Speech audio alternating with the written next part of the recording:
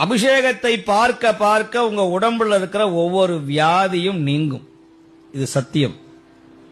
இது யாருக்குமே தெரியாது. இதுதான் பெரிய எளிமையான பரிகாரம் ஐயா. மிக எளிமையான பரிகாரம் இது. உங்க உடம்புல எத்தனை வியாதி இருந்தாலும் ஒரு அபிஷேகத்தை பார்க்கணும். அந்த அபிஷேகத்துக்கு உங்களால் முடிந்த அந்த பங்கு இருக்கணும். அப்படி இருந்தா உங்க உடம்புல இருக்கிற வியாதி தன் போலவே குறையும். இன்னொன்னு இருக்கு, பரிகாரம் இருக்கு. உங்க உடம்புல வியாதிகள் இருந்தால் உழவார பணி செய்யணும். கோயில்ல போய் தட்டை கழுவணும், கோயில்ல போய் புல்ல பிடுங்கணும், கோயில்ல போய் சாக்கடையை தூய்மை பண்ணணும், அடியார்களுடைய அந்த கோயில்ல இருக்கிற குப்பையை அள்ளணும். அப்படி அல்ல அல்ல அல்ல உங்கள் வினை கழியும், கஷ்டம் ஒழியும், உடம்புல இருக்கிற வியாதி நீங்கும். இது உண்மை.